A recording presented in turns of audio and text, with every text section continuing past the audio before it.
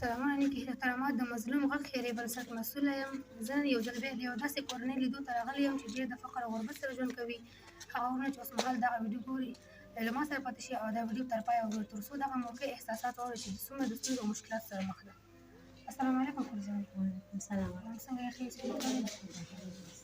ماشومان دې څنګه یې؟ ښه شکر ټول ښه دي. دوی سره کورجانې ستاسو د کور پته چا راکړې وه او موږ راغلو تر څو ستاسو غږ هغه ورونو ته ورسوو چې ستاسو لاسنیوي وکړي. تاسو خپل ستونزې او مشکلات هغه ورونو ته ووایئ چې تاسو سره لاسنیوي وکړي. مننه ژوندی اوسئ. ستاسو د راتګ نه موږ ډېر مجبور یو، هېڅ شی هم نه لرو. خاوند مې دا پنځه شپږ ورځې مریض دی، په کور کې پروت دی، حتی د هغې دوا پیسې هم نشته راسره. پرون هم د خلکو نه وړه قرض راوړی او لګن پخ کړی یم ده او اوس بېګا ته هم څه شی نه لرو. حیران یو څه شی وکړو. زوی مې وړکی دی، د کراچۍ نه ده چې کراچۍ وچلوي او مېړه مې خپله مریض ده، کور کې هېڅ شی هم نه لرو. دغلته یو کومک چې کېږي موږ ته هېڅ شی هم رانغی، چا موږ سره کومک هم ونه کوو. حیران یو. نو الله دې ورحمېږي چې چا ته سوال وکړو، چا ته عذر وکړو چې څوک په موږ رحم کوي یا په هغې د الله تعالی رحم وکړي. موږ سره باید کومک وکړي. موږ هېڅ شی هم نه لرو، څه شی وکړو. کورجانې تاسو د کور سره کاریز نه لرئ؟ یو خاوند مې دی، نو هغه مریض پروت دی.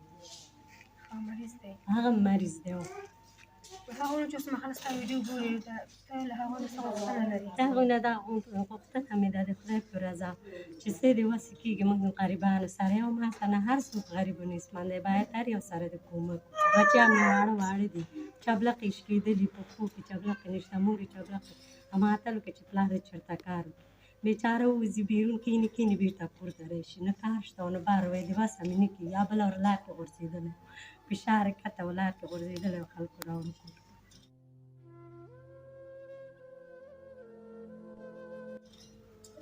تاسو د ماښام لپاره څه شی لرئ چې ځان ماښام لپاره هېڅ شی هم نه لرو، که غوړي لرو نه چای شته کور کې نه لرو. سبی مې 10 روپۍ ورکړی بچیانو ته مازې ځان ته بوره راوړي ورسره چای وڅښئ. کورجانې بس تاسو دعاګانو ته دغه ورونه ضرورت لري، تاسو دعا وکړئ حتما دا ورونه چې اوسمهال ستاسې ویډیو ګوري ستاسې په لاس ژوندي اوسئ. الله دې هغوی سره ډېر ډېر هغې دې لاسنیوی الله تعالی وکړي، خدای دې ډېر ډېر ورسره ښه وکړي. ژوندي اوسئ. تاسو نه هم ډېره مننه چې زموږ پوښتنه مو کوه، د هغوی نه مننه چې تاسې لیږلي یاست. ژوندي اوسئ، خدای دې ورسره ښه وکړي. تاسو ته دغه خوږې غږ واورېده چې څومره د ستونزو او مشکلاتو سره مخ ده، چې اوس ماښام ته هم دوی څه نه لري چې وخوري او خاوند چې هم فشار تکلیف لري. نو زه په ټولو شتمنو او مالدار وروڼو باندې غږ کوم چې راځئ له ما سره ملاتړ تر څو دغه میندې خویندو په شونډو مسکا راولو او د انسانیت حق ادا کړو.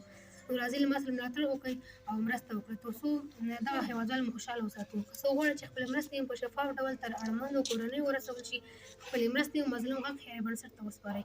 د مرستې لپاره زما د واتساپ شمېره ده 080 شپږ شپېته شپېته 902 بیا هم ستاسې د مرستې او بریا په هیله.